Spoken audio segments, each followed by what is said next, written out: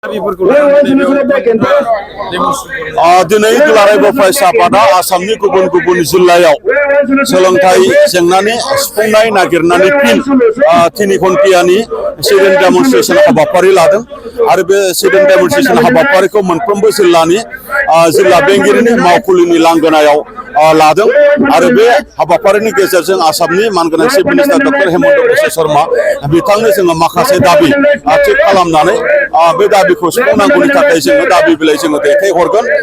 दिनै बेबायदिनो बे एखे हाबाफारिखौ चिरां जिल्ला एबसुआ काजलगावआव माने बानजायदों। बे हाबाफारियावनो आंबो बाहागो लादों आरो बे जोंनि दाबिफोरानो जाहैबाय जे जोंनि बिटिआर गोरोबथानि 6.3 दफानि गेजेरजों जोंनि भेन्सार स्कुल कलेजफोरा सरकारिकरन जानांगौमोन आरो बेखौ खालामनो होननानै आसाम सरकारा खोथा होदोंमोन। नाथाय दासिम 10 माने भेन्सार कलेजखौल' माने प्रभिन्सियेलाइज खालामदों। बाखि 16 कलेज दंबावो आरो गोबां बेबायदि high school LP school junior college बा हायार सेकेन्डारि बेबायदि दंबावो। दा बेफोर गासिबखौबो माने थाबैनो खालामनांगौ होननानै जोङो दिनै दाबि फिन जोङो खालामफिनदों। लोगोसेयै जे जोंनि माने सिटेटआव जोंनि बर' रावा मोनसे अपसनेल मोनसे लेंगुवेज जानांगौ, लेंगुवेज 1आव आरो बेखौ जोङो दाबो मोननो हायाखै। मानोना दिनै बर' रावा भारतनि संबिधानाव हाबनाय बियो मोनसे राव आरो बिटिआर गोरोबथानि गेजेरजों बियो आसामाव लोगो सरकारि राव हिसाबै बियो गनायजानाय मोनसे राव।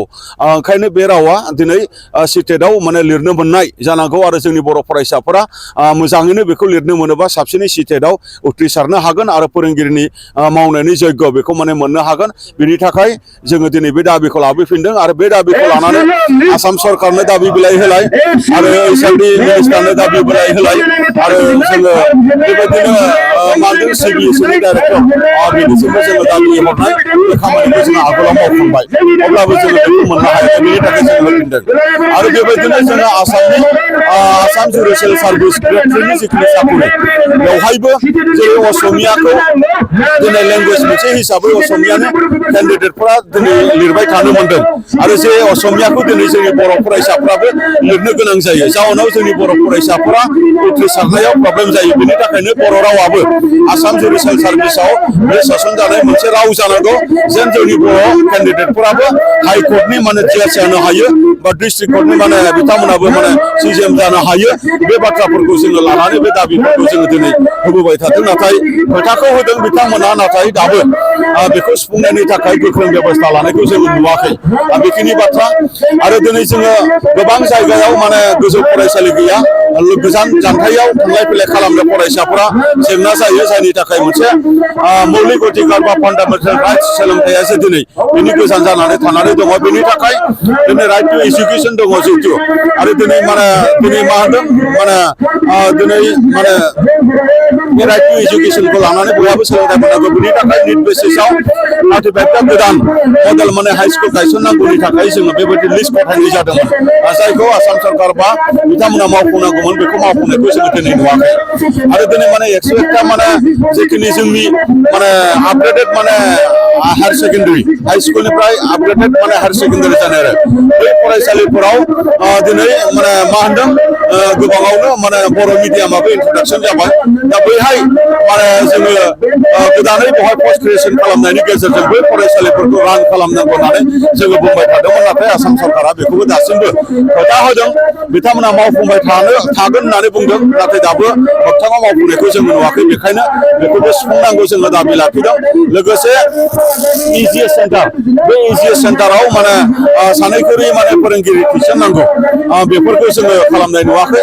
लोगोसे टिउटर हिसाबै फोरोंगिरिफोरखौ थिसनबाय, नाथाय फरायसालिखौ नोङो थिसननाय माने सरकारिकरन खालामनाय जायाखै। बे टिउटर हिसाबै जायफोरखौ माने थिसनदों बिथांमोनखौ पार्मानेन्ट माने खालामनांगौ। लोगोसे बिथांमोननि बे स्कुल जिखिनि माने स्कुल दङ दिनै भेन्सारि जानानै दङ बेखौ माने सरकारिकरन खालामनांगौ जोङो दाबि दैखांदों। लोगोसे ड्रप पस्ट आरो भेकेन्ट पस्ट जोंनि फरायसालिफ्राव गोबां दङ, जायनि थाखाय जोंनि फरायसालिनि फरायसाफ्रा खमायलांदों आरो बे खारनखौनो लानानै दिनै फरायसा गैला होननानै दिनै मार्च आरो दिनै शाटडाउननि पलिसिजों जोंनि मिडियामनि फरायसालिफोरखौ सरकारा दिनै बुथारबाय थानो थाखाय खैसार खालामनायखौ जों नुदों। दा बे गासै षड़यन्त्रखौ जोङो बुजिगौ। बिनि थाखायनो जोंनि फरायसालिया गंसेबो थैनो मोना। जोंनि फरायसालियाव जोंनि थोजासे फोरोंगिरि थिसननायनि गेजेरजों बिमा बिफानि आरो फरायसानि मोनसे गोसोनि बोलो आरो कनफिडेन्स बेखौ होफिननांगौनि थाखाय आसाम सरकारा खामानि मावनांगौ। दा बेफोरबायदि माखासे खामानिफोरखौ लानानै जोङो दिनैनि बे हाबाफारिखौ लादों आरो गोबां बेबायदि सोलोंथाइजों सोमोन्दो थानाय जेंनाफोरखौ जों थाबैनो आसाम सरकारा सुफुंनायनि राहा लायो। बेखौनो जोङो गोसोखांहोफिननायनि मोनसे हाबाफारि हिसाबै दिनै 3 घन्टानि सिट-इन डेमनस्ट्रेसन जोङो दिनै आसाम नाङै बे हाबाफारिखौ जोङो लादों। गोजोनथों। बर'नि अनगायैबो बेयाव गुबुन हारिनिबो बेयाव बाहागो लादों। नंगौ दिनै माने 6.3 दफानि बाथ्राखौ जुदि रायलायोब्ला बेवहाय बर' एन्ड आदार मिडियाम दिनै बिटिआरनि सिङाव बेवहाय प्रभिन्सियेलाइजेसन खालामनायनि बेवहाय जिहेतु क्लजेस दङ आरो बे क्लजेसखौ मावफुंनांगौ जुदि जायोब्ला बर'ल' नङा अन्य मिडियामनि फरायसालिफोराबो बेवहाय प्रभिन्सियेलाइज जानांगोन। बिनि थाखायनो दिनै बर'नि फोरोंगिरि घन्टाखौ लाफानानै गुबुन गुबुन भेन्सार स्कुल अन्य मिडियामनि भेन्सार स्कुलनि माने शिक्षक घन्टाफोराबो दिनै बेवहाय बाहागो लादों।